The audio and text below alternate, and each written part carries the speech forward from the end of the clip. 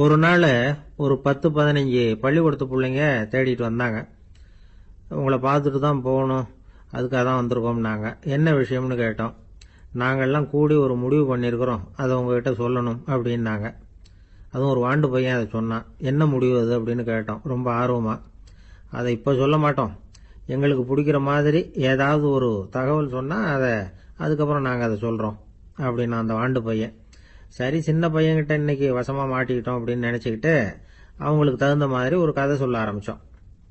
அது என்ன கதைன்னா, ஒரு பெரிய காடு, அதில் பலவிதமான மிருகங்கள். அந்த காட்டுக்கு ஒரு சிங்கம் தான் ராஜா. எப்பவும் காட்டுக்கு அது தானே ராஜா. ஒரு பெரிய யானைக்கு இது பொறுக்கலை. என்ன இது, எப்போ பார்த்தாலும் இங்கே சிங்கத்துக்கே ராஜா பதவி கிடைக்குது, நான்லாம் எவ்வளவு பலசாலியாக இருக்கிறேன், அப்படி இருந்தும் எனக்கு அந்த பதவி கிடைக்கலையே அப்படின்னு தனக்குள்ளே பொறுமிக்கிட்டே இருந்தது. ராஜா பதவியை நினச்சி ரொம்ப ஏக்கம், அதுக்கு பதவி மோகம். இந்த சமயம் பார்த்து ஒரு குள்ள நரி கூட்டம் அதை தேடிட்டு வந்தது. ஐயா பெரியவங்களே, நீங்கள் இந்த காட்டுக்கு ராஜாவாக இருக்க ஆசைப்படுறீங்க, அதில் ஒன்றும் தப்பு இல்லை. ஆனால் அதுக்கு முன்னாடி நீங்கள் எங்கள் கூட்டத்துக்கு கொஞ்ச நாள் தலைவராக இருங்க, அதாவது ராஜாவாக இருங்களேன், உங்களுக்கும் ஒரு ட்ரைனிங் கிடைச்சது மாதிரி இருக்கும் அப்படின்னு சொல்லியிருக்குது இந்த கூட்டம், குள்ள நரி கூட்டம். இதை கேட்ட உடனே யானைக்கு ரொம்ப சந்தோஷம் தாங்கலை. அதுதான் எப்போன்னு பதவிக்காக காத்துக்கிட்டு இருக்குதே. இருந்தாலும் கொஞ்சம் பிகுவோட, சரி நீங்கள்லாம் இவ்வளவு தூரம் என்ன தேடிட்டு வந்து கேட்கறதுனால மறுக்க முடியல அப்படின்னு ரொம்ப ஏதோ அவளுக்கு சிரமப்பட்டு ஒத்துக்கிறது மாதிரி ஒத்துக்கிட்டது. ஏதோ உங்கள் ஆசைக்கு கட்டுப்படுறேன், கொஞ்ச நாள் உங்கள் கூட்டத்துக்கு ராஜாவாக இருக்கிறதுக்கு சம்மதிக்கிறேன் அப்படின்னுது. உடனே அந்த யானை ராஜ நட போட ஆரம்பிச்சிட்டுது. யானை சாதாரணமாக நடந்தாவே எப்படி இருக்குங்கிறது நமக்கு தெரியும். அதுவே ராஜ நடந்தால் எப்படி இருக்கும் கற்பனை பண்ணி பாருங்க. யானை முன்னாடி கம்பீரமாக போய்கிட்டு இருக்குது, தலைவர் இல்லையா, அதனால குள்ள நரிகள்லாம் ரொம்ப அடக்கமாக அது பின்னாடி அணிவகுத்து போயிட்டு இருக்குது. ராஜா வாழ்க, மன்னர் வாழ்க அப்படின்னு கோஷம் வேற. யானைக்கு தலைகால் புரியல, அவ்வளவு சந்தோஷம். அந்த யானைக்கு செருக்கு, ஆணவம் எல்லாம் ஏற்பட்டு போச்சு. அதுக்கப்புறம் அது தரையை பார்க்குமா, நிமிர்ந்து நடக்க ஆரம்பிச்சுட்டுது. தரையை பார்க்கறதே இல்லை. அப்படி போயிட்டு இருக்கிறப்போ ஒரு சதுப்பு நிலத்துல திடீர்னு காலை வச்சுட்டுது. அவ்வளவுதான், கால் உள்ள போட்டுது. இன்னொரு காலை எடுத்து வச்சுது, அதுவும் உள்ள போட்டுது. அந்த 2 காலையும் எடுக்கிறதுக்காக அடுத்த 2 காலையும் அழுத்துச்சு, அதுவும் உள்ள போக ஆரம்பிச்சுட்டுது. இப்ப 4 காலம் வசமா சேத்துல அழுந்தி போச்சு, எடுக்க முடியல. குள்ள நரிகள்லாம் அதை சுத்தி சுத்தி வந்தது. சிலது சுத்தி நின்று டான்ஸ் ஆட ஆரம்பிச்சுட்டுது யானையை பார்த்துட்டு. இதை யானை பார்த்தது. என்ன இது, தலைவர் நான் தவிச்சுக்கிட்டு இருக்கிறேன், தொண்டர்கள்லாம் சுத்தி நின்று வேடிக்கை பார்த்துக்கிட்டு இருக்கிறீங்க, டான்ஸ் ஆடுறீங்க அப்படின்னு கேட்டுதான். தொண்டர்களே, தலைவர் நான் தவிச்சுக்கிட்டு இருக்கிறது உங்களுக்கு தெரியலையா? இப்போ உடனே உங்க தலைவரை காப்பாற்ற வேண்டியது உங்க கடமை இல்லையா அப்படின்னு கத்துச்சான் அந்த யானை. குள்ள நரிகளில் ஒன்று முன்னாடி நின்று அந்த யானையை பார்த்துதான், தலைவரே எங்களுக்கு ரொம்ப நாளா ஒரு ஆசை, அந்த ஆசையை நிறைவேற்றிக்கிறதுக்காகத்தான் உங்களை எங்க தலைவரா ஏத்துக்கிறோம்னு சொன்னோம் அப்படின்னு தான். என்ன ஆசைன்னு கேட்டிருக்கு யானை. யானை கறி சாப்பிட்டு பார்க்கணுங்கிறது எங்களுக்கு ரொம்ப நாள் ஆசை, அது இன்னைக்கு தான் நிறைவேற போகுது அப்படின்னு தான் அந்த நரி. இதை கேட்ட உடனே அந்த யானை அப்படியே மூர்ச்சி ஆயிட்டு தான். நரிகள்லாம் அது மேலே ஏறி குதற ஆரம்பிச்சுட்டு தான். பதவி மேலே இருந்த பேராசை அந்த பலசாலியான யானையையே மாட்டி விட்டுட்டுது பாத்தீங்களா அப்படின்னு சொல்லி முடிச்சோம் இந்த கதையை அந்த சின்ன பிள்ளைங்க கிட்ட. சரிங்க, இப்போ நாங்கள் உங்களை தேடி வந்த விஷயம் என்னங்கிறத சொல்லவா அப்படின்னா ஒரு வாண்டு பையன். சீக்கிரம் சொல்லு தம்பி, சஸ்பென்ஸ் தாங்கலை அப்படின்னும். அவன் மெதுவா எங்களை பார்த்து சொல்றான், எங்களுக்கு கொஞ்ச நாள் நீங்க தலைவரா இருந்தா தேவலை அப்படின்னு. ஒரு பெரியவர்கிட்ட பேசிக்கிட்டு இருந்தேன். அவரு என்கிட்ட ஒரு கேள்வி கேட்டார். திருடர்கள் எத்தனை வகை தெரியுமா உனக்கு அப்படின்னார். இதுதான் அவர் கேட்ட கேள்வி. எதுக்காக என்ன பார்த்து அந்த கேள்வி கேட்டாரு தெரியல. இருந்தாலும் நான் அவருக்கு பதில் சொன்னேன். திருடர்கள்ல எத்தனையோ வகை உண்டுங்க. கார் திருடன், சைக்கிள் திருடன், முகமூடி திருடன், எப்படி சொல்லிட்டு போலாம். இருந்தாலும் என்னுடைய சிற்றறிவுக்கு எட்டின வரையில திருடர்களை 2 வகையா பிரிக்கலாம் அப்படின்னு நினைக்கிறேன். ஒன்னு ராத்திரியில திருடுற திருடன், இன்னொருத்தன் பகல்ல திருடுற திருடன். அதாவது பகல் திருடன், ராத்திரி திருடன் அப்படின்னு பெரியவர் சிரிச்சார். என்ன சிரிக்கிறீங்களா, என்ன கள்ளுவர்கள் 4 வகை அப்படின்னு ஆரம்பிச்சார். எப்படின்னு கேட்டேன். சாப்பாட்டுக்கு இல்லாம திருடுறாங்க பாருங்க, அது ஒரு வகையாம். சாப்பாட்டுக்கு இருந்தும் திருடுறாங்க பாருங்க, அது ஒரு வகையாம். இதை தவிர இன்னும் ஒரு 2 வகை திருட்டு உண்டு. அது என்னன்னா, ஆண்டவன் கிட்ட இருந்து நாம திருடுற திருட்டு, இன்னொன்னு என்னன்னா நம்ம கிட்ட இருந்து ஆண்டவன் திருடுற திருட்டு அப்படின்னார். எனக்கு ஒண்ணும் புரியல. என்ன சார் இது, ஆண்டவனையே வந்து திருடன்னு சொல்றீங்களே அப்படின்னு ஆச்சரியமா. ஆமாங்க, ஆண்டவனை வந்து கள்வன்னு சொல்றது இல்லையா? காஞ்சிபுரத்துக்கு பக்கத்துல திருக்கார்வனம் அப்படின்னு ஒரு ஊர் இருக்கு. அங்க உள்ள பெருமாளுக்கு வந்து கள்வர்னு தான் பேரு. அது மட்டும் இல்ல, திருமங்கையாழ்வார் தம்முடைய திரு நெடுந்தாண்டகத்துல கார்வனத்துள்ளாய் கல்வா அப்படின்னு தான் அழைக்கிறார் அப்படின்னு நிறைய உதாரணம்லாம் சொல்ல ஆரம்பிச்சார்.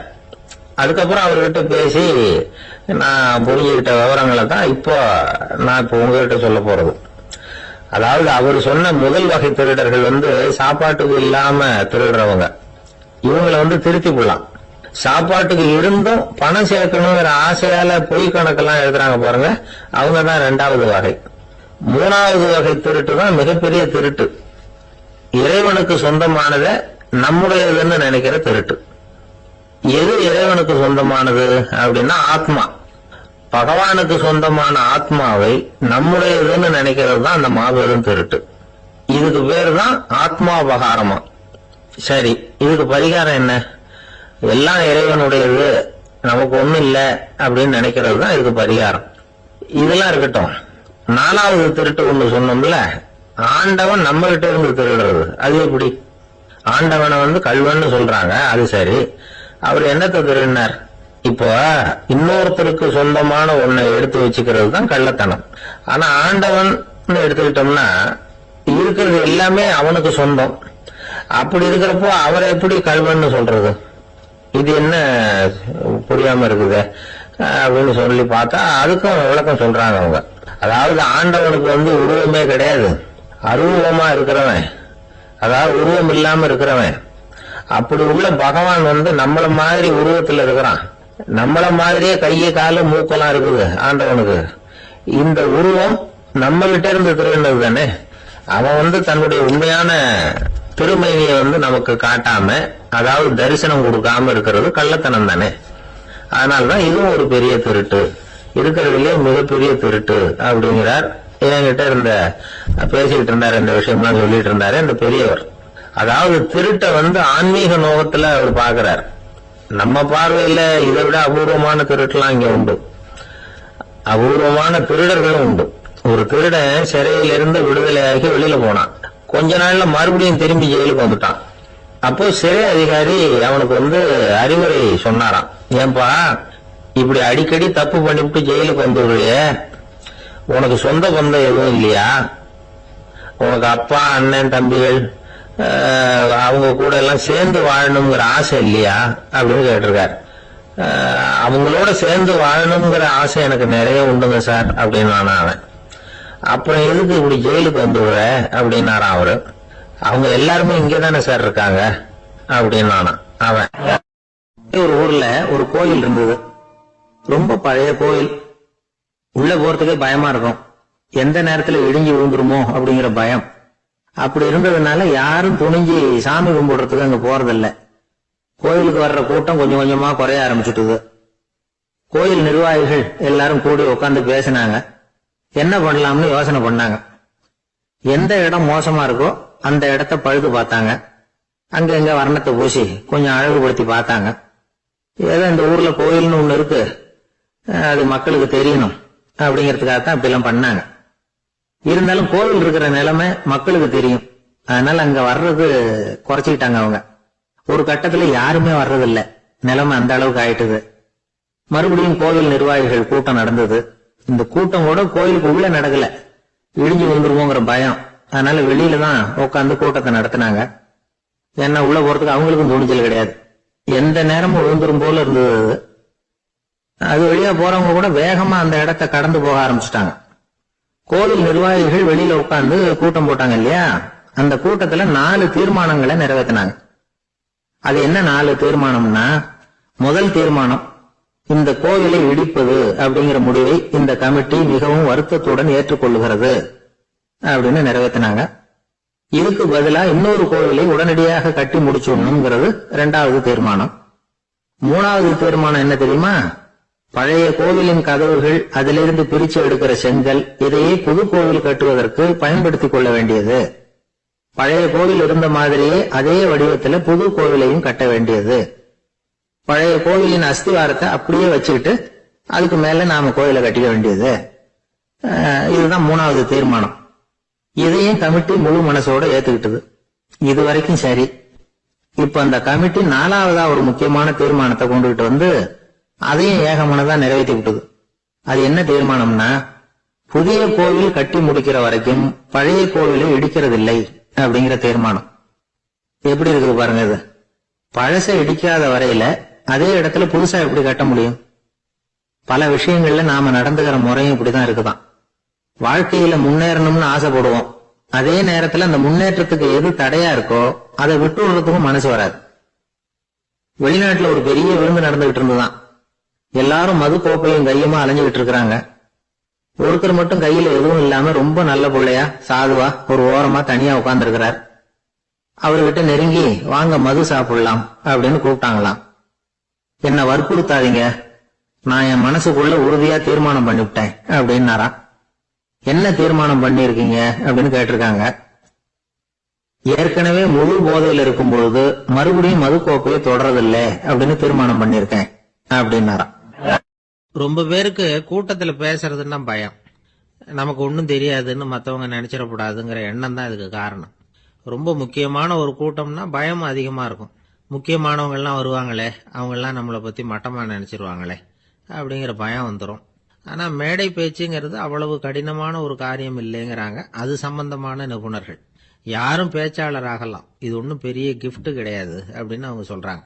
நீங்க ஒரு சிறந்த பேச்சாளர் ஆகணுமா அப்படின்னா அதுக்குன்னு சில ஆலோசனைகளை சொல்லி வச்சிருக்கிறாங்க அனுபவசாலிகள். முதல் ஆலோசனை என்னன்னா, உங்க பேச்சு எளிமையா இருக்கணும். ஏதாவது ஒரு கருத்து அல்லது 2 கருத்து சொன்னா போதும். 20 அல்லது 30 கருத்துக்களை சொல்லிட்டே போகக்கூடாது. 2வது ஆலோசனை, நீங்க என்ன பேச போறீங்கிறது முதல்ல உங்களுக்கு நல்லா புரியணும். அதுக்கப்புறம் தான் அதை அடுத்தவங்களுக்கு புரிய வைக்க முடியும். எப்படி ஆரம்பிக்க போறோம், எந்த கருத்தை முக்கியமா வலியுறுத்த போறோம், எப்படி முடிக்க போறோம் அப்படிங்கறத முதல்ல நல்லா சிந்திச்சு மனசுல வச்சுக்கணும். கடைசியா என்ன சொல்றீங்களோ அதுதான் கேட்கறவங்க மனசுல நிக்கும். 3வது ஆலோசனை என்னன்னா, உங்க பேச்சு சுருக்கமா இருக்கணும். ஒரு 15 நிமிஷம் பேசுறது ரொம்ப பொருத்தம். மணிக்கணக்கில் பேசிக்கிட்டு இருக்கிறது நல்லதில்லை. 4வது ஆலோசனை, நீங்க பேசுறது உண்மையா இருக்கணும். உங்களுக்கு உண்மையான அனுபவங்கள் இருக்கும், அதை சொல்லலாம். உங்களுடைய உண்மையான அனுபவங்களை மற்றவங்களோட பகிர்ந்துக்கணும், அதுதான் முக்கியம். 5வது ஆலோசனை, ஆரம்பத்தில் கொஞ்ச நேரம் உங்களை பத்தியும் எதிரில் உள்ளவங்களை பத்தியும் சம்பந்தப்படுத்தி ஏதாவது பேசி ஒரு நெருக்கத்தை ஏற்படுத்திக்கணும். ஒவ்வொருத்தரும் இப்ப இவர் பேச போறது நம்ம சம்பந்தப்பட்டது அப்படின்னு நினைக்க ஆரம்பிச்சிருவாங்கல்ல, அதுக்கப்புறம் அவங்க கேட்க தயாராயிட்டாங்கன்னு அர்த்தம். எதிரில் உட்கார்ந்துருக்கிற கூட்டத்திலிருந்து 3 பேரை தேர்ந்தெடுங்க. அதாவது வலது பக்கம் ஒருத்தர், நடுவுல ஒருத்தர், இடது பக்கம் ஒருத்தர். அதாவது உங்களை ரொம்ப கனிவாகவும் ஆர்வமாகவும் பார்க்கிறவரா பார்த்து தேர்ந்தெடுத்துங்க மனசுக்குள்ள. நீங்க பேசும்பொழுது என்ன பண்ணணும்னா, இவங்களை நேருக்கு நேரா மாறி மாறி பார்த்துக்கிட்டே பேசுனீங்கன்னா நீங்க ஏதோ ஒட்டுமொத்த கூட்டத்தையும் பார்த்து பேசுறதாக ஒரு உணர்வு அது ஏற்படுத்திவிடும். 6வது ஆலோசனை என்னன்னா, சொற்பொழிவுன்னா நீங்க பேசணும், படிக்கக்கூடாது. எழுதி படிக்கிறது நல்லா இருக்காது. குறிப்புகள் வேணும்னா வச்சுக்கலாம். படிக்கிறது பேப்பர்ல இருந்து வர்றது மாதிரி இருக்கும், பேசுறது இதயத்திலிருந்து வர்றது மாதிரி இருக்கும். அப்புறம் 7வது ஆலோசனை சொல்றாங்க. அது என்னன்னா, மேடையில ஏறி நின்ன உடனே இயல்பா மூச்சை இழுத்து விட்டுங்க, இயல்பு நிலைக்கு வாங்க, அதுக்கப்புறம் இயல்பா பேச ஆரம்பிக்கலாம் அப்படிங்கிறாங்க. இவ்வளவும் பேச்சு கலையில் வல்லுநர்களா இருக்கிறவங்க சொல்லுகிற ஆலோசனைகள். இதையெல்லாம் கடைபிடிச்சா நமக்கும் அதுக்கும் வெகு தூரம்னு நினைச்சுக்கிட்டு இருந்த ஒண்ணு இப்ப கிட்டத்துல நெருங்கி வந்துடும். நாம சொல்றபடியெல்லாம் அது கேட்கும். ஒரு பேச்சாளர், அவருக்கு சுருக்கமாவே பேச தெரியாது. மேடையில ஏத்தி விட்டுட்டா போதும், ஆரம்பிச்சிருவார், நிறுத்த மாட்டார், பேசிக்கிட்டே இருப்பார். ஒரு தடவை அவர் ஒரு கூட்டத்துல ரொம்ப நேரம் பேசிக்கிட்டே இருக்கிறார். எதிரில் பொறுமை இழந்த ஒருத்தர் தன்னுடைய கை கடிகாரத்தை காட்டினார். அதை கவனிச்ச பேச்சாளர், மன்னிக்கணும், கை கடிகாரம் நான் கொண்டுகிட்டு வர மறந்துட்டேன், அதுதான் நேரம் போனதே தெரியல அப்படின்னு சொல்லியிருக்கிறார். இதுக்கு அவரு சொன்னாராம் கோபமா, ஏய்யா கடிகாரத்தை தான் பார்க்க முடியல, மறந்துட்டேன், பக்கத்துல மாட்டிருக்கிற கேலண்டரையாவது பார்க்க கூடாதா அப்படின்னாராம். ஒரு ராஜா இருந்தார். நாடு பூராவும் நிறைய மரங்களை நட்டு வளர்க்கணுங்கிறது அவரோட ஆசை. தானே அதுக்கு முன்மாதிரியா இருக்கணும்னு நினைச்சார். அரண்மனையை சுத்தி மரங்களை நட்டு வளர்த்தார். இத பார்த்துட்டு ஜனங்களும் அவங்கவுங்க வீட்டை சுத்தி மரக்கன்றுகளை நட்டு வளர்த்தாங்க. கொஞ்ச காலத்துல ஊரு பூரா பசுமையா மாறிச்சு. எல்லாருக்கும் சந்தோஷமா இருந்தது. இது ஒரு பக்கம் இருக்கட்டும். இப்ப நான் சொல்ல போற கதை வேற. அதாவது அந்த ராஜா ஒரு நாள் தன்னுடைய அரண்மனைய சுத்தி இருக்கிற விதவிதமான மரங்களை எல்லாம் போய் பார்த்தார். எப்படி இருக்கிறீங்க அப்படின்னு ஒவ்வொரு மரத்துக்கிட்டையும் விசாரிச்சாராம். எந்த மரமும் சந்தோஷமா இருக்கிறதா தெரியல. அதுக்கும் மனசுல ஒரு குறை. முதல்ல ஆலமரத்துக்கிட்ட போனார். அது சொல்லிச்சு, மண்ணா நான் நல்லா பெருசா வளர்ந்துருக்கிறேன், அடர்த்தியா இருக்கிறேன், கிளையெல்லாம் 4 பக்கமும் நல்லா படர்ந்துதான் இருக்குது, இருந்தாலும் எந்த பிரயோஜனமும் இருக்கிறதா தெரியல எனக்கு. என்னுடைய பழம்லாம் ரொம்ப சின்னதா இருக்குது, என் கண்ணுக்கு சரியா புறப்பட மாட்டேங்குது. நான் இருக்கிற சைஸுக்கு என்னுடைய கிளையில இருக்கிற பழம்லாம் எவ்வளவு பெருசா இருக்கணும், அது இத்தினூண்டு இருக்கிறது எனக்கு பெரிய அவமானமா இருக்கு. இப்படி இங்க நின்றுகிட்டு இருக்கிறதே ரொம்ப கூச்சமா இருக்கு. ஒரு நல்ல புயல் வந்ததுன்னா பேசாம சாஞ்சி விடலாமான்னு பாக்குறேன் அப்படின்னு புலம்புது ஆலமரம். சரி இருக்கட்டும்னு நினைச்சுக்கிட்டு ராஜா அடுத்தபடியா ஒரு அத்தி மரத்துக்கிட்ட போனார். அதுவும் புலம்ப ஆரம்பிச்சுட்டுது. நான் கூட பெரிய மரம் தான், இல்ல இலையெல்லாம் அழகா தான் இருக்குது, பழம் அழகா இருக்குது, இருந்தாலும் உள்ள விஷயம் இல்லையே. அத்தி பழத்தை புட்டு பார்த்தா அத்தனையும் சொத்த அப்படின்னு பழமொழியே உண்டாயிட்டுத. இப்படி ஒரு கெட்ட பேரோட நான் இருக்கணுமா அப்படின்னு புலம்புது அது. சரி இது இருக்கட்டும் அப்படின்னு சொல்லி அடுத்தபடியா வேப்ப மரத்துக்கிட்ட போனார். அது தன்னுடைய வேதனையை வெளியிட்டது. எனக்கு எவ்வளவோ மருத்துவ குணங்கள்லாம் இருக்கிறதா சொல்லிக்கிறாங்க, இருந்தாலும் என்ன பிரயோஜனம், என்னுடைய பழத்தை மனிதர்கள் யாரும் விரும்பி சாப்பிடுறது இல்லையே அப்படின்னுது. ராஜா அடுத்தாப்புல இருந்து ஒரு பனை மரத்துக்கிட்ட போனார். நான் நல்லா உயரமா தான் வளர்ந்துருக்கிறேன், மற்ற மரங்கள்லாம் என்ன அண்ணாந்துதான் பாக்கணும், இருந்தாலும் என்கிட்ட நிழலுக்காக யாரும் ஒழுங்குறது இல்லையே அப்படின்னுது. என்ன இது எல்லா மரமும் இப்படி திருப்தி இல்லாம இருந்துகிட்டு இருக்குதே அப்படின்னு நினைச்சுக்கிட்டே ராஜா அடுத்தபடியா அங்க இருந்த ஒரு பைன் மரத்துக்கிட்ட போனார். அழகா உயரமா பசுமையா தான் இருந்தது, ஆனா பழமோ பூவோ கிடையாது. அதை நினைச்சு அது வருத்தப்பட்டுக்கிட்டு இருக்குது. ஓக் மரம் அது நின்றுட்டு இருந்தது. அது என்ன சொல்லிச்சுன்னா, இலையுதிர் காலத்துல என் மேல இருக்கிற எல்லா இலைகளும் உதிர்ந்து போடுது, முடி கொட்டின மனிதர்கள் மாதிரி மொட்டையா நான் நிக்க வேண்டி இருக்குது, என்ன வாழ்க்கை இது அப்படின்னு சொல்லி அழுத்துக்கிட்டது. சரி புளிய மரம் என்ன சொல்லுது பாப்போம்னு அதுகிட்ட போனா, என்னுடைய நிழல்ல யாருமே தங்க மாட்டாங்க, உடம்புக்கு சூடுன்னு ஒதுங்கி போயிடுவாங்க, அடிமரத்தை பாத்தீங்கன்னா பட்டையெல்லாம் உறிஞ்சி பாக்குறதுக்கே கேவலமா இருப்பேன் அப்படின்னுதான் அது.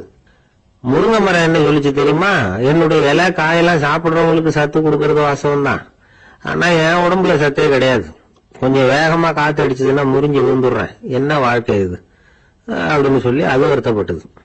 ராஜா யோசனை பண்ணார், என்ன இது மரங்கள் பூமியின் வரங்கள்னு சொல்றோம், மழை பெய்யறதுக்கு அதுதான் காரணம், பூமி செழிப்பா இருக்கிறதுக்கும் அதுதான் காரணம், வீடு கட்டுறதுக்கு மரம், நாற்காலி செய்ய உபயோகப்படுத்துறதுக்கும் அதுதான் உபயோகப்படுது, மனுஷனுக்கு வேண்டிய ஆகாரங்களையும் கொடுக்குது, இப்படி எல்லாம் இருந்தும் எல்லா மரமும் நிம்மதி இல்லாம இருந்துகிட்டு இருக்குதே அப்படின்னு நினைச்சார். அப்போ அங்க இருந்து ஒரு மகிழ மரம் அவர் கண்ணுல பட்டது. அந்த மரம் மட்டும் கொஞ்சம் நிம்மதியா மகிழ்ச்சியா இருக்கிறது மாதிரி தெரிஞ்சுது. உடனே ராஜா அதுகிட்ட போனார். உனக்கு மனசுல எதுவும் குறை இல்லையான்னு கேட்டார். இல்ல நான் சந்தோஷமா தான் இருக்கேன்னு அந்த மகிழ மரம். அப்படியான்னு ஆச்சரியமா கேட்டார் ராஜா. ஆமா மன்னா, இந்த இடத்துல நீங்க ஒரு முருங்கை மரத்தையோ வேப்ப மரத்தையோ கூட நட்டிருக்கலாம், ஆனா இந்த இடத்துல நடுறதுக்கு என்ன தேர்ந்தெடுத்திருக்கிறீங்க, அதுவே எனக்கு பெருமை, அதுவே எனக்கு திருப்தி அப்படின்னு மகிழ மரம். மகிழ மரம் சாதாரணமா தான் இருக்கும், இளம் மஞ்சள் நிறத்துல பூக்கள், அது காய்ந்தும் மனம் வீசும். மகிழ மரம் மாதிரி மன திருப்தியோட வாழறதுக்கு நாம கத்துக்கணுமா. நாம இந்த உலகத்துல ஒரு நாயாவோ நரியாவோ கூட பிறந்திருக்கலாம், மனுஷனா பிறந்திருக்கிறோம், அதுவே பெருமை தானே. இந்த நிறைவு தான் மகிழ்ச்சியின் ரகசியம். ஒரு பையன் அப்பா கிட்ட போய், அப்பா நீங்க இந்த உலகத்துல ஒரு மனுஷனா பிறந்தது என்னோட அதிர்ஷ்டம் தானா. ஏண்டா அப்படி சொல்றேன்னு இருக்காரு அப்பா. நீங்க ஒரு கரடியா பிறந்திருந்தா இந்நேரம் நானும் ஒரு கரடி குட்டியா தானே இருந்திருப்பேன் அப்படின்னு நானா பையன். அவர் ஒரு பெரிய குடும்பத்துல பிறந்தவர். இருக்கிற சொத்துக்கள் எல்லாத்தையும் வாரி வாங்கிட்டு காட்டுக்கு புறப்பட்டார் தவம் செய்யறதுக்காக. இருந்தது ஊராவும் கொடுத்துட்டார், இனிமே எதுவுமே இல்லை கொடுக்கறதுக்கு. அப்ப கடைசியா ஒருத்தன் கையை நீட்டினானா, ஐயா ஏதாவது கொடுங்கன்னு இருக்கான். அவர் பார்த்தார், கட்டி இருக்கிற வேட்டியை தவிர வேற எதுவுமே இல்லை, 8 முழம் பட்டு வேட்டி ஜரிகை கரையோட இருக்குது. கடைசியா அதுதான் எடுத்துக்கிட்டு அவர் புறப்பட்டு இருக்கார். அவர் பார்த்தார், எதிரில் அவன் பரிதாபமா நின்றுட்டு இருக்கிறான். அந்த 8 முழ வேட்டியை 2ஆ கிழிச்சார். 4 முழத்தை அவங்ககிட்ட கொடுத்தாரு, மீதி 4 முழத்தை தன்னோட இடுப்புல கட்டிட்டு அவர் காட்டுக்கு போயிட்டார். இவன் என்ன பண்ணான் தெரியுமா? கையில கிடைச்ச 4 முழத்தை எடுத்துக்கிட்டு கடைவீதிக்கு போனான். பழைய பட்டு வெட்டி ஜரிகை இதெல்லாம் விலைக்கு வாங்குற வணிகர் ஒருத்தர் இருக்கார். அவர்கிட்ட போனான். இதை விலைக்கு எடுத்துக்கிறீங்களா அப்படின்னு கேட்டிருக்கான். அவர் வாங்கி பார்த்திருக்காரு. ஆஹா, இது ரொம்ப அருமையான வேட்டி, விலை உயர்ந்த ஜரிகை, இது ஏது உனக்கு அப்படின்னு கேட்டாரான். அவன் நடந்தது சொல்லியிருக்கான். அப்படின்னா ஒண்ணு செய்ய, இந்த வேட்டியோட இன்னொரு பாதியையும் மெதுவா வாங்கிட்டு வந்துரு, உனக்கு நிறைய பணம் தர்றேன் அப்படின்னாரான் அந்த வணிகர். இவன் கொஞ்சம் யோசனை பண்ணி பார்த்தான். கொஞ்சம் இருங்கட்ட வந்துடுறேன் அப்படின்னு சொல்லிட்டு நேரா காட்டுக்கு போனான். அவர் எங்க இருக்காருன்னு தேடி கண்டுபிடிச்சான். அவர் ஒரு இடத்துல தவக்கோலத்துல இருக்கிறார். கட்டியிருந்த இடவேட்டிலையும் அவர் அறியாமல் நழுவி கீழே விழுந்து கிடக்குது. இவனுக்கு ரொம்ப வசதியா போச்சு. அவரை கேட்க வேண்டிய அவசியமே இல்லை. மெதுவா சத்தம் போடாம அடி மேல அடி வச்சு நெருங்கினான். அவர் கண்ணை மூடிக்கிட்டு அவர் பாட்டு நின்றுட்டு இருக்கிறார். இவன் மெதுவா போய் கீழே கிடந்த அந்த துணியை எடுத்துக்கிட்டு சத்தம் போடாம திரும்பி நடந்தான். ஒரு 2-3 அடி எடுத்து வச்சிருப்பான். அப்படி ஓட ஆரம்பிக்கிற சமயத்துல அவன் காலில் கீழே கிடந்த முள்ளு உள்ள நறுக்குன்னு தைச்சு விட்டுருக்கு. வலி தாங்க முடியாம அம்மான்னு கத்திருக்கான். இந்த சத்தத்தினால கண்ணை மூடி நின்றுட்டு இருந்த அவரோட தவம் கலைஞ்சது. மெல்ல கண்ணை திறந்து பார்க்கிறார். தன் இடையில இருந்த வேட்டி அவன் கையில இருக்கு. இப்ப அவர் நினைக்கிறார், என்ன நினைக்கிறாருன்னா, இந்த வேட்டி மீது நான் வைத்த ஆசை அல்லவா அவனை திருடனாக ஆக்கி விட்டது அப்படின்னு நினைச்சா. இந்த வேட்டி மேல நாம வச்ச ஆசை அவனை திருடும்படி ஆக்கிவிட்டது அப்படின்னு நினைச்சாராம். இது எப்பேற்பட்ட மனநிலை அப்படிங்கறத கொஞ்சம் யோசனை பண்ணி பாருங்க.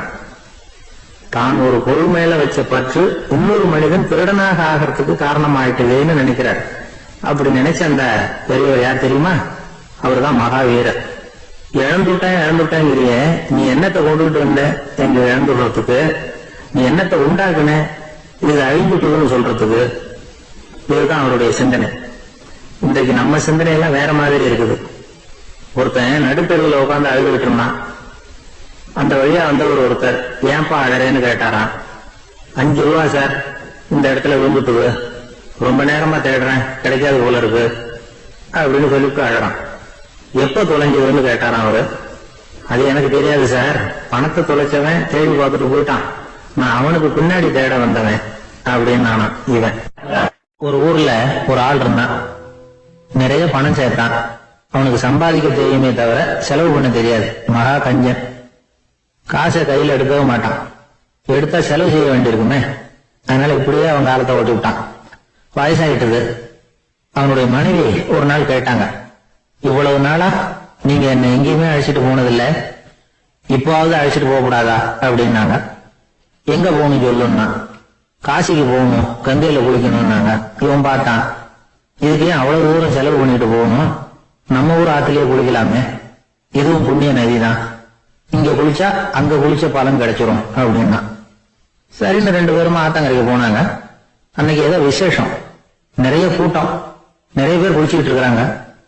கரையில சில புரோகிதர்கள் நின்றுட்டு இருக்கிறாங்க. குளிக்கிறதுக்கு முந்தி அவங்க கிட்ட உட்கார்ந்தா ஏதோ மந்திரம் எல்லாம் சொல்லுவாங்க, கொஞ்சம் காசு கொடுக்க வேண்டியிருக்கும். அதனால இவன் என்ன பண்ணா, ஆத்தங்கரையிலேயே கொஞ்சம் தூரம் போனான். ஊரை விட்டு தள்ளி வந்துட்டான். அங்க யாருமே இல்ல. அப்பாடான்னு சந்தோஷப்பட்டான். குளிக்கலாம்னு புறப்பட்டான். இந்த நேரம் கடவுள் பார்த்தார், இந்த கஞ்சனுக்கு ஏதாவது புத்தி போகட்டும் அப்படின்னு நினைச்சாரு. உடனே ஒரு புரோகிதர் மாதிரி உருவத்தை மாத்திக்கிட்டு அந்த ஆள் முன்னாடி வந்து நின்னார். அவனுக்கு அதிர்ச்சி. இங்க யாருமே இருக்க மாட்டாங்கன்னு நினைச்சா இங்கேயுமே ஒரு ஆள் வந்துட்டாரு, என்ன பண்றதுன்னு யோசனை பண்ணான். புரோகிதர் உருவத்துல இருந்த கடவுள் சொன்னார், இத பாருங்க, இன்னைக்கு விசேஷ நாள், நீராடுறதுக்கு முன்னாடி சுயகல்பம் பண்ணிக்கிறது ரொம்ப நல்லது அப்படின்னார். என்கிட்ட பணம் எதுவும் இல்லையேன்னா, பரவாயில்ல அப்புறமா கொடுங்க வாங்கிறேன், ஆனா ஒண்ணு, எவ்வளவு கொடுப்பீங்கிறத மட்டும் இப்பவே சொல்லி கொடுங்க அப்படின்னார். இவன் ரொம்ப யோசனை பண்ணான். ஒரு 10 பைசா தரேன் அப்படின்னா. சரின்னு ஒத்துக்கிட்டு எல்லா கிரியைகளையும் அவர் செஞ்சார். அதுக்கப்புறம் கணவனும் மனைவியும் ஆத்துல குளிச்சாங்க. அவர் போயிட்டார். கொஞ்ச நாள் கழிச்சு அவன் வீட்டுக்கு வந்தார் கடனை வசூல் பண்றதுக்கு. வாசல்ல நின்றுட்டு இருந்த அவன் மனைவி இவரை பார்த்ததும் தயங்க ஆரம்பிச்சாங்க. அந்த அம்மா கிட்ட விஷயத்த சொன்னார். அந்த அம்மா ஓடி போய் உள்ள இருக்கிற தன்னுடைய கணவர்கிட்ட சொன்னாங்க. அவன் யோசனை பண்ணான், இப்ப வெளியில போனா அவனுக்கு 10 காசு கொடுக்க வேண்டியிருக்கும், அதனால எனக்கு காய்ச்சல்னு அந்த ஆளுகிட்ட சொல்லிவிடு, இன்னொரு சந்தர்ப்பத்துல என்ன வந்து பார்க்க சொல்லு அப்படின்னா. அந்த அம்மா போய் சொன்னாங்க.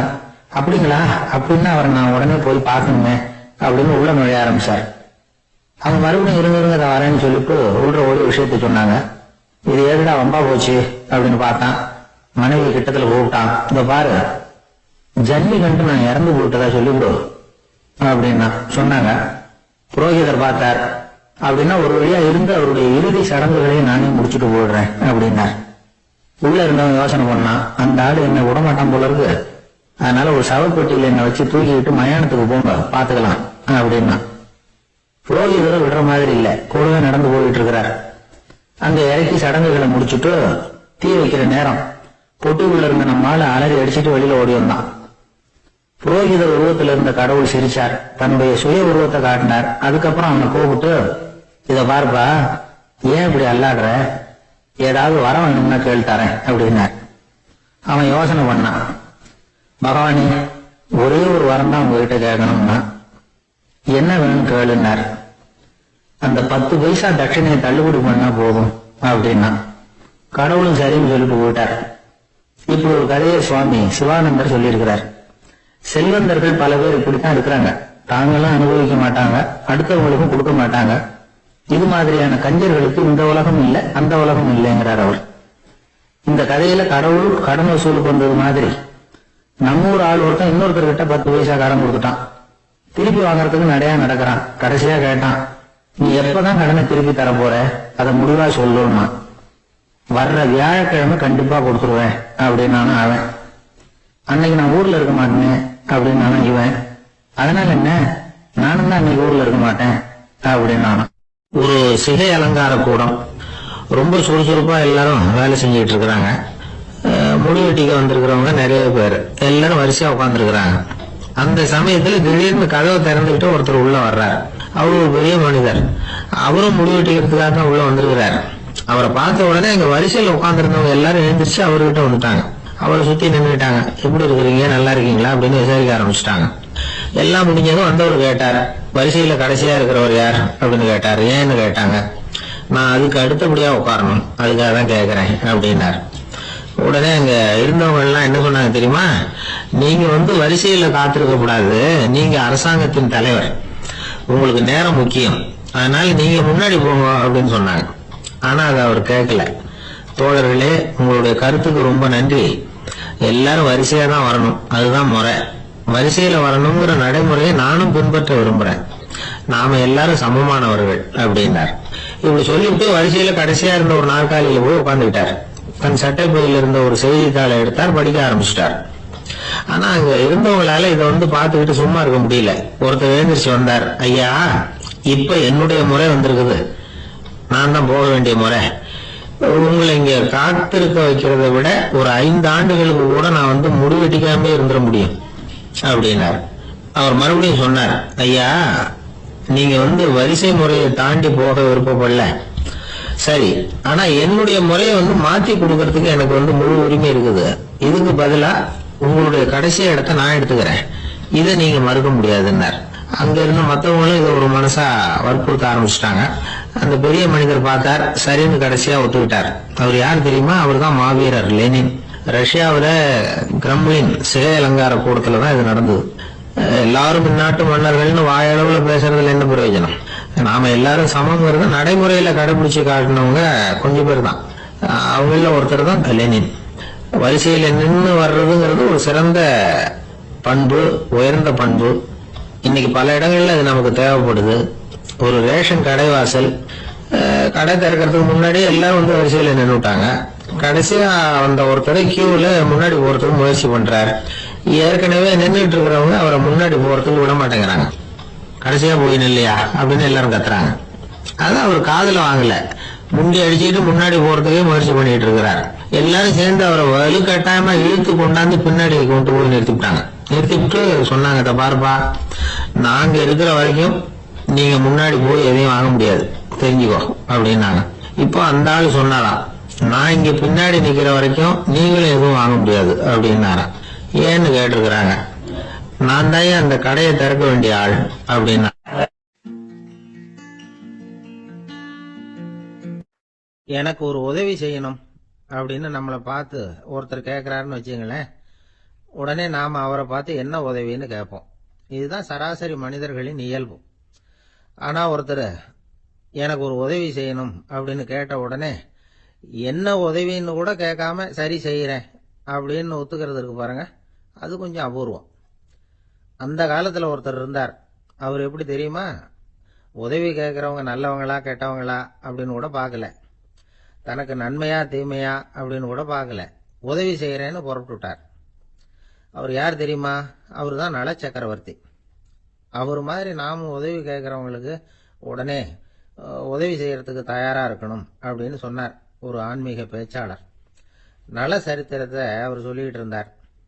இந்திரன், அக்னி, வருணன், யமன் இவங்க 4 பேரும் நலனை பார்த்து எங்களுக்கு நீ உதவி செய்யணும், எங்களுக்காக நீ தூது போகணும் அப்படின்னு கேட்குறாங்க.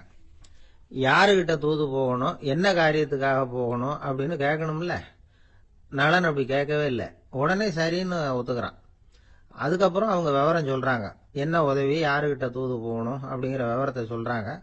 நலனுக்கும் அப்புறம்தான் புரியுது, எந்த தமயந்தியை இவன் காதலிச்சானோ, எந்த தமயந்தின் சுயமரத்துக்காக இவன் போய்கிட்டு இருக்கிறானோ அந்த தமயந்தியை பார்த்து தங்களுக்காக அவகிட்ட வாதாடணும், பேசணும், தங்களில் ஒருத்தரை கல்யாணம் பண்ணிக்கும்படியா கேட்கணும் அப்படின்னு அவங்க 4 பேரும் நலன்கிட்ட கேட்குறாங்க. இதை கேட்டதும் நலன் கொஞ்சம் கூட முகம் சுளிக்கல, பதட்டப்படல, நேரா தமயந்தி கிட்ட போறான். இந்திரன், அக்னி, வருணன், யமன் இவங்களோட சிறப்புகளை எடுத்து சொல்றான். இவங்களில் ஒருத்தரை கல்யாணம் பண்ணிக்கலாம் அப்படின்னு சொல்லி கேட்டுக்கிறான். ஆனா இதுக்கு தமயந்தி சம்மதிக்கல. சுயமரம் நடக்குது, அவ நலனை தேர்ந்தெடுக்கிறா. அந்த 4 பேரும் நலனுக்கு நிறைய வரங்கள்லாம் கொடுக்குறாங்க. அதுக்கப்புறம் இப்படி போகுது கதை. இதுல நாம கவனிக்க வேண்டியது என்னன்னா, உதவின்னு கேட்ட உடனே என்ன உதவின்னு கேட்காம சரி செய்யறேன்னு சொன்னான் பாருங்க, அதை கொஞ்சம் சிந்திக்கணும். செய்யறேன்னு ஒத்துக்கிட்டதுக்கு அப்புறம் அது என்ன உதவின்னு தெரிஞ்சும் முகம் சுளிக்காம அதை செஞ்சான் பாருங்க, அதையும் கொஞ்சம் சிந்திக்கணும்.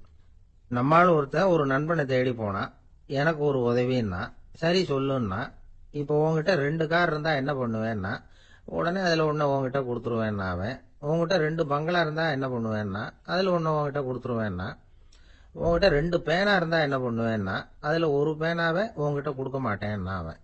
ஏன்டா அப்படி சொல்றேன்னா, ஏன்னா இப்போ நிஜமாவே என்கிட்ட 2 பேனா இருக்கு, அதனால அப்படி சொல்றேன் அப்படின்னு நானா அவன். தானத்துல சிறந்தது எது அப்படின்னு ஒரு கேள்வியை கேட்டு, தானத்துல சிறந்தது நிதானம் அப்படின்னு அதுக்கு ஒரு பதிலும் சொல்றவங்க உண்டு. நிதானம் ரொம்ப அவசியம், அதுவும் இன்றைய உலகத்துக்கு ரொம்ப அவசியம். இன்னைக்கு உலகம் ரொம்ப பரபரப்பா போயிட்டு இருக்குது. பொறுமையா இருக்கணும்னு நினைக்கிறவங்களால கூட அப்படி இருக்க முடியறதில்ல. பொறுமையை சோதிக்கிறது மாதிரி பல சம்பவங்கள், அதையெல்லாம் சந்திச்சே தீர வேண்டி இருக்குது. எங்க போனாலும் கியூல நிக்க வேண்டி இருக்குது, எங்க போனாலும் காத்துக்கிட்டு இருக்க வேண்டியிருக்கு. ஆபீஸ்லயோ வீட்லயோ கூட நீங்க நிதானமா பொறுமையா நடந்துக்க தெரியலன்னா உங்களுக்கு சிடுமூஞ்சி, முசுடு இப்படிலாம் பேர் வச்சிருவாங்க. அது உங்களுக்கு தேவையா? சரி, வாழ்க்கையில் பொறுமைசாலின்னு பேர் வாங்கறதுக்கு என்ன வழி? முதல் பாயிண்ட், நீங்க நினைக்கிறது, எதிர்பார்க்கறது, செய்யறது எல்லாமே 100% கரெக்டா நடக்கணும்னு ஆசைப்படக்கூடாது. எதுவா இருந்தாலும் அதுல ஓரளவுக்கு தவறு நடக்கலாம் அப்படிங்கறத எதிர்பார்த்தே இருக்கணும். ஓரளவுக்கு அதை அனுமதிக்கணும். ஒரு நண்பரை 6 மணிக்கு ஒரு இடத்துக்கு வர சொல்லி இருக்கிறீங்க, 6 மணிக்கு அவர் வரல, உடனே பொறுமை இழந்து நடந்துக்க கூடாது. ஒரு 10 நிமிஷம் டிலே ஆகலாம். ஒரு வர்ற வழியில பஸ்ஸு கூட ஏதாவது டிராபிக்ல மாட்டியிருக்கலாம். அதெல்லாம் எதிர்பார்த்தே கொஞ்சம் காத்திருக்கிறதுல ஒன்றும் தப்பு இல்லை. சில சமயம் டிலே ஆகிறது கூட நல்லதா முடியும். ஒரு பஸ்ஸை தவற விட்டுட்டு ஐயோ கொஞ்சம் ஒரு 2 நிமிஷம் முன்னாடி வந்திருந்தா பிடிச்சிருக்கலாமே அப்படின்னு தவிச்சுக்கிட்டு இருப்பாங்க சில பேர். அடுத்தபடியா வர்ற பஸ் நேரடியா நீங்க போக வேண்டிய இடத்துக்கே கொண்டு போய் விடுற பஸ்ஸா கூட இருக்கலாம். அது உங்களுக்கு முன்னாடி தெரியாதுல்ல. சில நெருக்கடியான சூழ்நிலைகளை தமாஷா எடுத்துக்கிறதுக்கு பழகிக்கணும். சில இடங்களுக்கு போறப்ப காத்திருக்கிறதுக்கு நம்ம மனசை தயார்படுத்திக்கிட்டே போகணும். ஒரு ரயிலுக்கோ பஸ்ஸுக்கோ அல்லது விமானத்துக்கோ கப்பல் பிரயாணத்துக்கோ போறப்போ அங்க போய் நீங்க மணிக்கணக்கில் கூட காத்துக்கிட்டு தான் இருக்கணும். புறப்படுற நேரம் கூட மாறலாம். நீங்க போய் சேர்ந்ததும் அது உடனே புறப்படணும்னு கட்டாயமா என்ன? அது மாதிரி சமயத்துல படிக்கிறதுக்குன்னு சில சுவாரஸ்யமான புத்தகங்களையும் கையில் எடுத்துக்கலாம். உங்களை சுத்தி எவ்வளவோ சுவாரஸ்யமான சம்பவங்கள் நடந்துகிட்டு இருக்குது இல்ல, அதையெல்லாம் வேடிக்கை பாருங்க. எதுக்காக காத்துக்கிட்டு இருக்கிறோமோ அந்த காரியத்துல உண்மையாவே நமக்கு ஒரு அக்கறை இருந்தா நமக்கு போர் அடிக்காது. சில கோயில்கள்ல பார்த்திருப்பீங்க, தரிசனத்துக்காக பக்தர்கள் நாள் கணக்குல காத்துக்கிட்டு இருப்பாங்க. அவங்க எல்லாம் அழுத்துக்கிறது இல்ல. ஆண்டவனை தரிசிக்கணுங்கிற உண்மையான அக்கறை இருக்கிறதுனால அவங்களுக்கு போர் அடிக்கிறது இல்ல.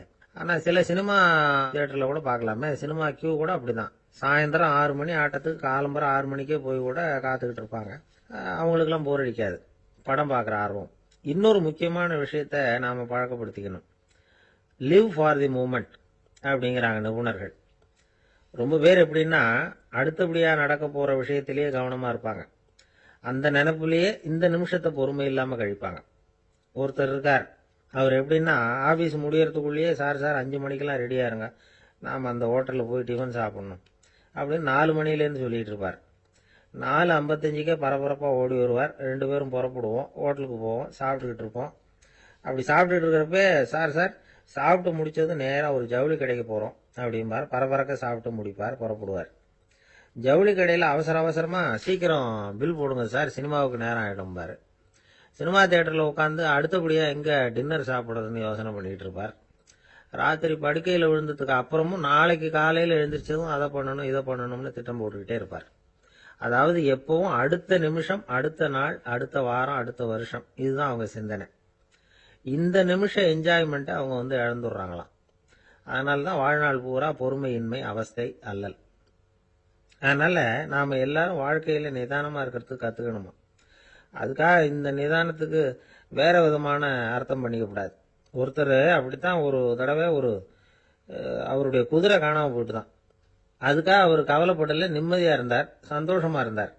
என்ன சார் இது, உங்கள் குதிரை திருட்டு போயிட்டுதுங்கிறீங்க, நீங்கள் கவலைப்படாமல் இருக்கிறீங்களே அப்படின்னு கேட்டாங்களாம். அதுக்கு அவர் சொல்லியிருக்கார், நல்ல வேலை சார், கட்டியிருந்த குதிரை காணாமல் போயிருக்குது.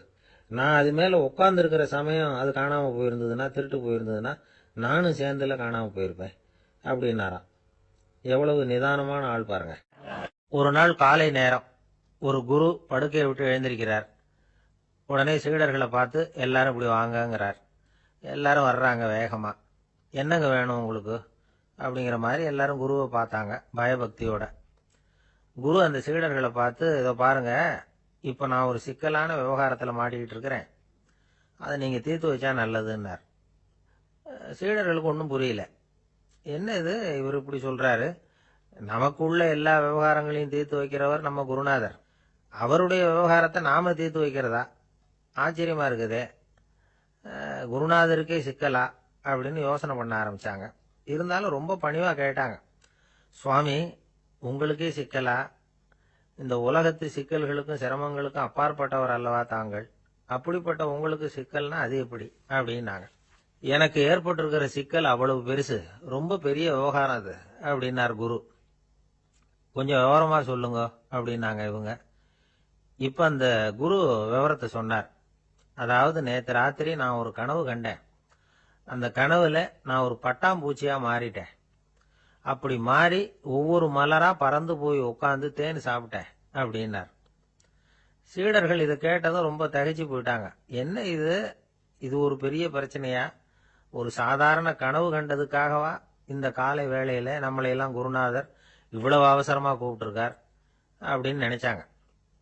இருந்தாலும் கேட்டாங்க, இதுல என்ன சிக்கல் சுவாமி, கனவுங்கிறது எல்லாருக்கும் வரத்தானே செய்யும் அப்படின்னார் ஒரு சீடர். சீடர்களே, பிரச்சனை அது இல்லை. நான் இன்னைக்கு காலையில கண்ணு முழிச்சு பார்த்தப்போ நான் நானாக மறுபடியும் மாறிட்டேங்கிறத தெரிஞ்சுக்கிட்டேன். இதுல சிக்கல் என்னன்னா, இப்ப அந்த பட்டாம்பூச்சி தான் நானா ஆயிட்டதாக கனவு கண்டுகிட்டு இருக்கா அப்படிங்கிறது தான். ஒரு மனுஷன் பட்டாம்பூச்சி ஆகிறதாக கனவு காண முடியுங்கிறப்போ அந்த பட்டாம்பூச்சியும் மனுஷனா ஆகிறதாக கனவு காண முடியும் இல்லையா. இப்ப எனக்கு யதார்த்த நிலை தெரியணும், எது நிஜம்னு தெரியணும்.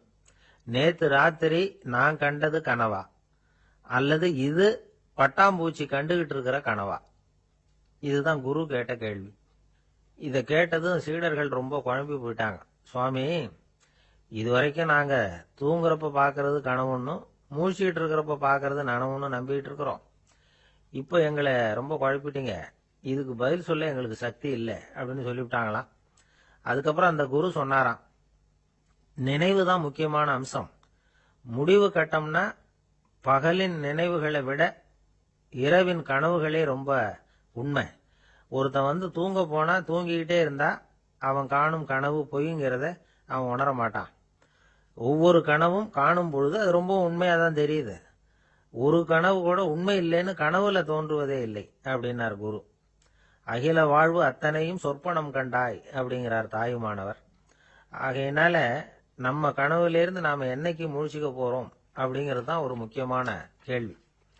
ஒருத்தர் வந்தார், காலில் கட்டோட வந்தார். என்னங்க காலில் கட்டுன்னு.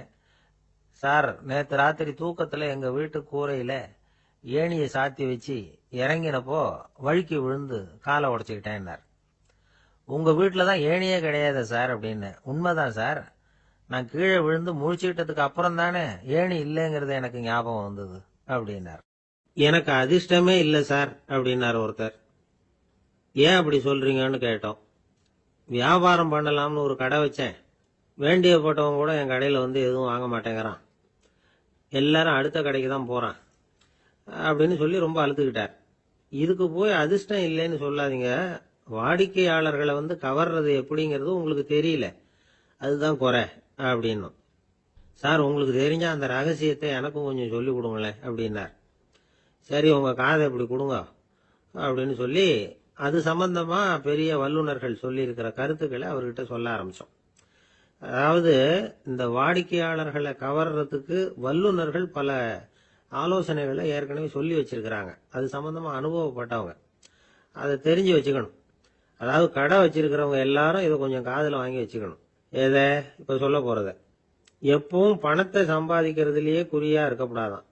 அதை விட முக்கியமா நீங்க சம்பாதிக்க வேண்டியது வாடிக்கையாளர்களுடைய மன நிறைவு. வர்றவங்க திருப்தியோட போகணும், அது முக்கியம். அதுல கவனமா இருக்கணும். கடைக்கு வர்ற ஒருத்தர் ஏதாவது ஒரு குறை சொல்றாருன்னு வச்சுக்கோங்க, அதை வந்து அலட்சியப்படுத்தக்கூடாது. ரொம்ப அக்கறையோட அதை காது கொடுத்து கேட்கணும். அப்படியா சார், அதை நான் அவசியம் கவனிக்கிறேன் அப்படின்னு சொல்லணும். ஒருத்தர் வரார், சார் நேத்திக்கு உங்க கடையில இதை நான் வாங்கிட்டு போனேன், வீட்டில் இது வேணான்னு சொல்லிவிட்டாங்க, திருப்பி கொடுக்கறதுக்காக தான் வந்திருக்கிறேன் அப்படின்னு சொல்லி திருப்பி கொடுக்குறார். உடனே நீங்க வந்து முகம் சுளிக்க கூடாது, எரிச்சல் படக்கூடாது. வழக்கம் போல நிதானமா முகம் அலர்ச்சியோட அதை திருப்பி வாங்கிக்கணும். இவ்வளவு ரூபாய்க்கு சாமான் வாங்கினா இந்த ஸ்பூன் அன்பளிப்பு, இப்படி ஏதாவது கொடுக்கலாம். பண்டிகை காலங்கள்லயும் பொருள்கள் வாங்குறவங்களுக்கு இப்படி ஏதாவது பொருத்தமா ஒரு அன்பளிப்பு கொடுக்கலாம். நீங்க கொடுக்கறது ஒரு சர்வசாதாரணமான பொருளா இருந்தா கூட அது வாங்குற ஒரு மனசுல ஒரு மகிழ்ச்சியை ஏற்படுத்தும். எதுவும் உங்களால கொடுக்க முடியலன்னா உங்க முகம் நிறைஞ்ச சிரிப்பையாவது கொடுங்க, அது போதும். உங்க கடையில் இல்லாத ஒரு பொருளை வாடிக்கையாளர் வந்து கேட்கிறார், உடனே இல்லைன்னு முகத்தில் அடிச்சது மாதிரி சொல்லிடக்கூடாது. கொஞ்சம் உட்காருங்க சார் அப்படின்னு சொல்லி உங்க பணியாளர் யாரையாவது அனுப்பி வெளியில இருந்து வாங்கிட்டு வர சொல்லி அவர்கிட்ட கொடுக்கலாம். சில பேர் உங்க கடைக்கு வரும்பொழுது அவங்க வீட்டு குழந்தைகளையும் கூப்பிட்டுக்கிட்டு வர்றாங்கன்னு வைங்க. நீங்க என்ன செய்யணும்னா அந்த குழந்தைகளை முதல்ல கவனிக்கணும். அது கண்ணத்தை கிள்ளணும், அதுகிட்ட விளையாடணும், அதுக்கு ஏதாவது மிட்டாய் பிஸ்கட் எதையாவது கொடுத்து அது கவனத்தை கவரணும். அதுக்கப்புறம் பெரியவங்களை கவனிக்கலாம். உங்க கடையில வேலை செய்யற பணியாளர்கள் சுத்தமா இருக்கணும். சிரிச்ச முகம், சுறுசுறுப்பு, இது ரெண்டும் அவங்களுக்கு தேவை. அழுது ஒடிஞ்சிட்டு இருக்கக்கூடாது. அப்புறம் இன்னொரு விஷயம், அதிகமா பொருள் வாங்குற ஒருத்தர்கிட்ட அதிக மரியாதையாகவும் குறைச்சலா பொருள் வாங்குறவர்கிட்ட வேற விதமாகவும் நடந்துக்க கூடாது. எல்லாருக்கிட்டையும் சமமா நடந்துக்கணும். 5 ரூபாய்க்கு வாங்கினாலும் சரி, 500 ரூபாய்க்கு வாங்கினாலும் சரி, அவங்க கிட்ட நீங்க காட்டுற மரியாதையில வித்தியாசம் இருக்கக்கூடாது.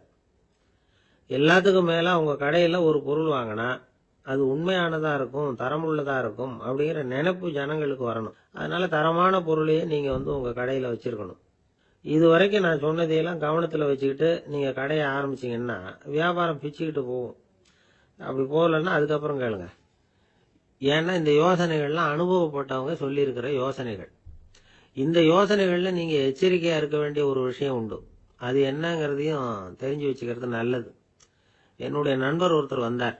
சார், உங்க யோசனையை கேட்டதுனால நான் ஒரு அறை வாங்கினதுதான் மிச்சம்னார். என்ன ஆச்சுன்னு கேட்டேன்.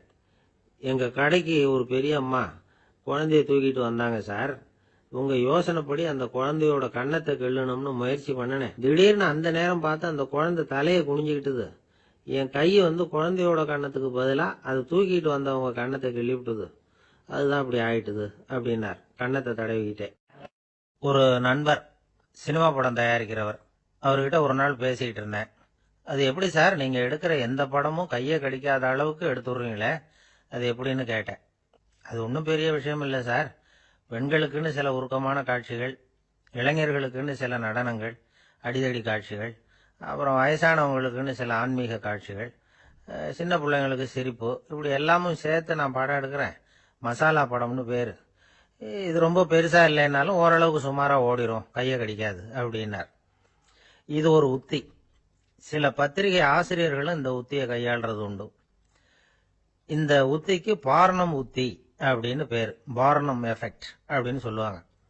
அதாவது ஃபீனியஸ் டி பார்னம் அப்படின்னு ஒருத்தர் அமெரிக்காவில் இருந்தாராம். அதாவது 19ஆம் நூற்றாண்டுல அமெரிக்காவில் கொடிகட்டி பறந்த ஒரு சர்க்கஸ் நிறுவனத்தின் அதிபர் அவர். இந்த உலகத்துல ஒவ்வொரு நிமிஷமும் ஒரு ஏமாளி பறந்துகிட்டே இருக்கிறான் அப்படிங்கிறது அவருடைய சித்தாந்தம். ஒவ்வொருத்தரையும் திருப்திப்படுத்துற அளவுக்கு அம்சங்களை கொஞ்சம் கொஞ்சமா கலந்து கேளிக்கை நிகழ்ச்சிகளை நடத்தினது தான் அவருடைய மகத்தான வெற்றிக்கு காரணம்.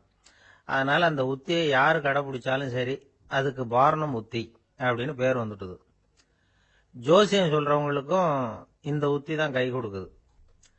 ஒரு விஷயத்த ஒருத்தருடைய கோள் நிலைகள் அல்லது கையெழுத்து நிரூபிக்கிறதாக அவர்கிட்ட சொன்னா அதை அவர் நம்பிவிடுவார். ஆனா அந்த விஷயம் நல்லதா இருக்கணும், நேர்மையானதா இருக்கணும், அதாவது பாசிட்டிவா இருக்கணும். 8ஆம் இடத்துல குரு, 9ஆம் இடத்துல சனி, நீங்க ஒரு பெரிய மேதை தான் அப்படின்னு சொல்லுவாங்க. கேட்கறவங்களுக்கு அதை மறுக்கிறதுக்கு மனசு வராது. அப்படி சொல்லும் பொழுது கூடவே என்ன கொஞ்சம் முன்கோபம் அதிகமா இருக்கும், இருந்தாலும் அது உடனே மறைஞ்சிரும் அப்படின்னு சில அற்ப விஷயங்களையும் சொன்னாலும் அதையும் சரிதான்னு சொல்லி ஒத்துக்குவாங்க. ஆளுமையை எடை போடுகிற ஒரு நிறுவப்பட்ட உத்தியின் மூலமாக தன்னுடைய குணாதிசயங்கள் கண்டுபிடிக்கப்பட்டதாக அவர் நம்புறது தான் இதுக்கு காரணம்.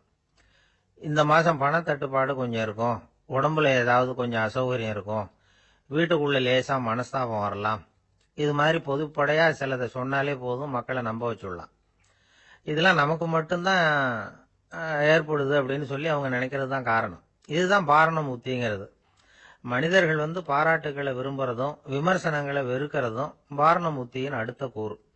அதனால ஒருத்தருக்கு ஜோசியம் சொன்னாலும் சரி, அவருடைய ஆளுமையை மதிப்பிடுறதாக இருந்தாலும் சரி, அவரை புகழற மாதிரி இருந்தாலும் சரி, அப்படி இருந்தாதான் அது சரியா இருக்கும்.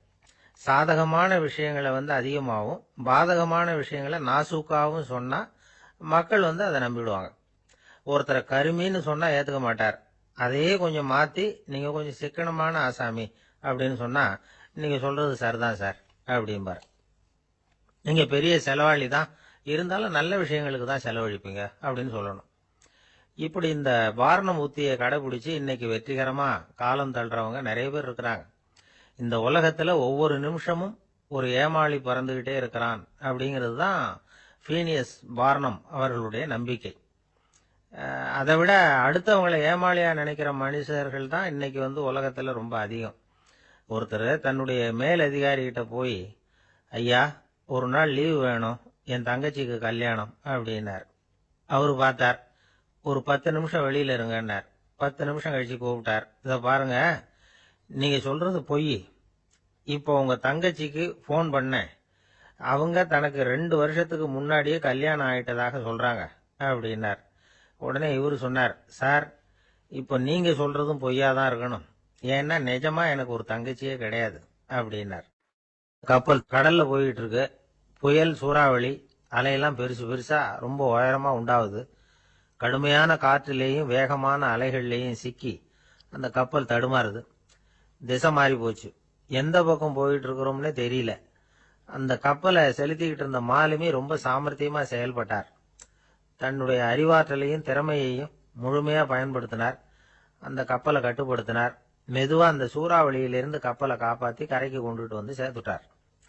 மாலுமின்னு ஒருத்தர் இருந்ததுனால அந்த மரக்கலம் காப்பாற்றப்பட்டது. மாலுமின்னு ஒருத்தர் இல்லைன்னு வச்சுக்குங்க, அந்த கப்பலோட கதி என்னவாயிருக்கும் யோசிச்சு பாருங்க. ஒரு கோபக்காரனுடைய நிலைமையும் அப்படித்தானா. கோபக்காரன்கிறவன் ஒரு மாலுமி இல்லாத மரக்கலம் அப்படிங்கிறார் நபிகள் நாயகம்.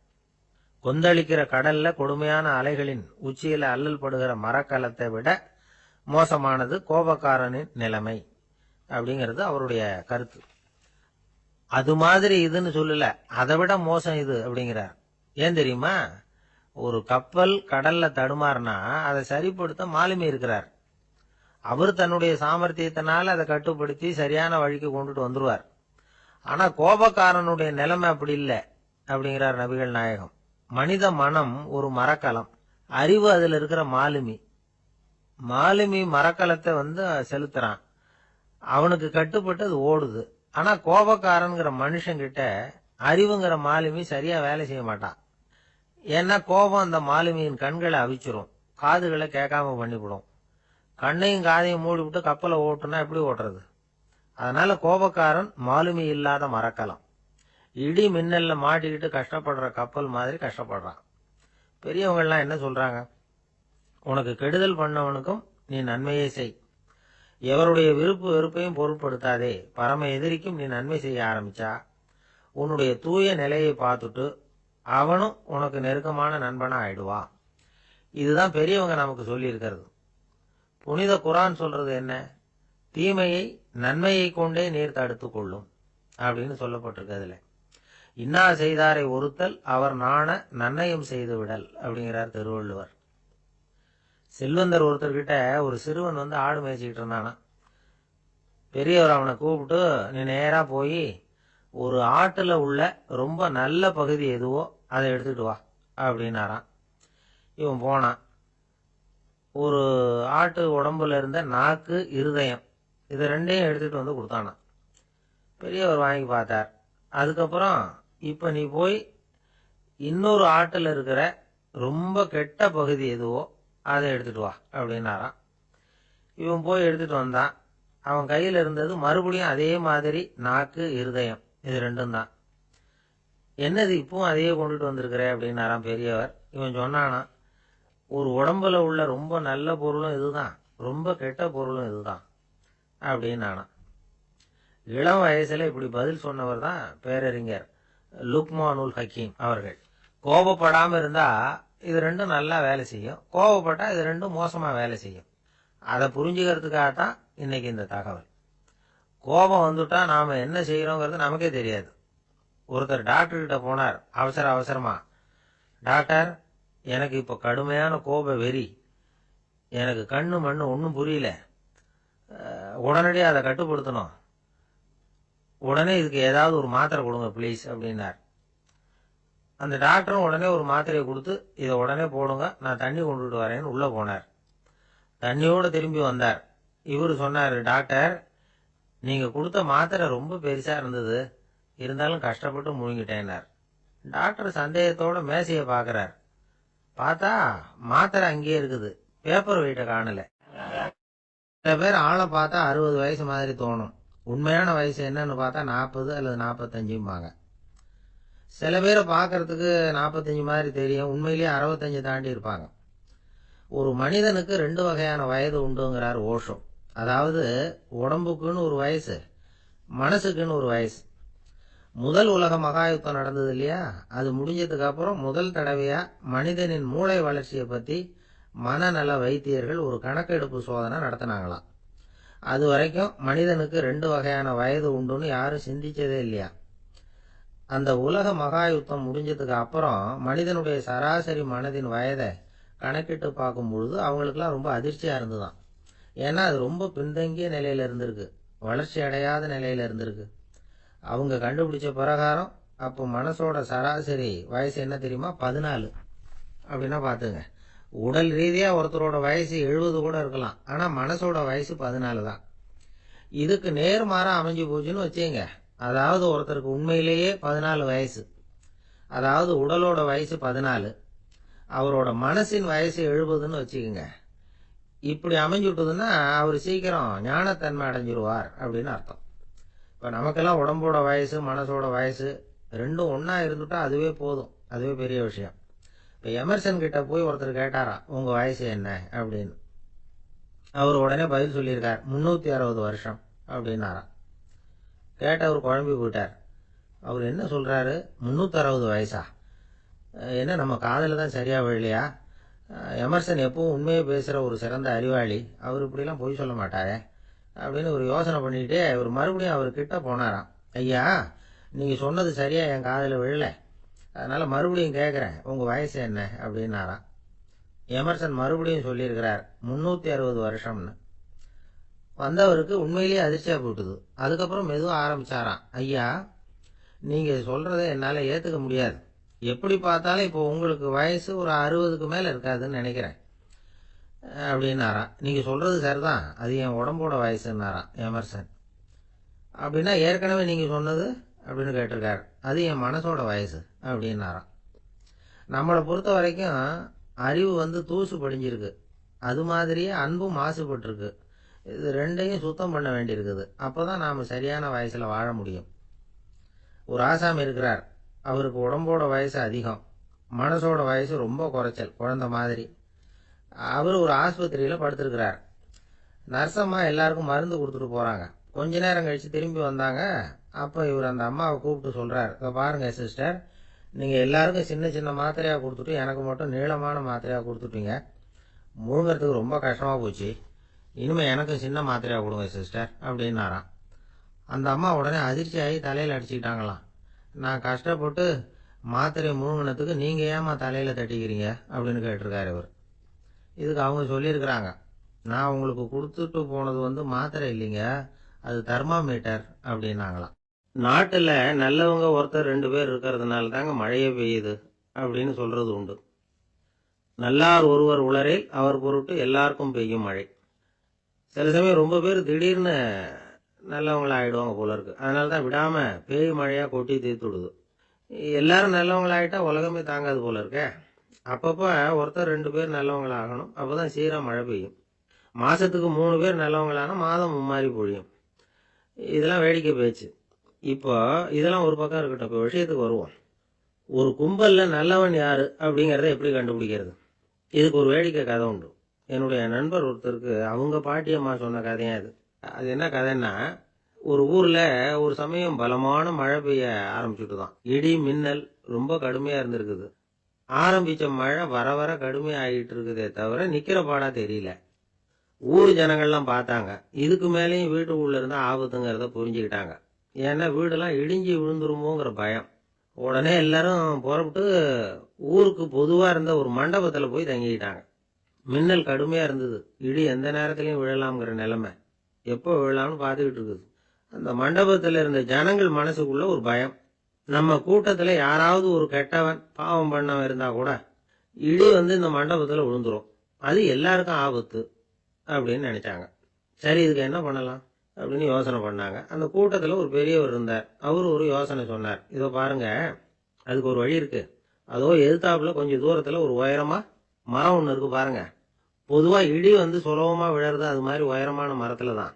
நம்ம கூட்டத்தில் இருக்கிறவங்க எல்லாரும் ஒவ்வொருத்தராக போய் அந்த மரத்தை தொட்டு விட்டு திரும்பி வந்துடணும்.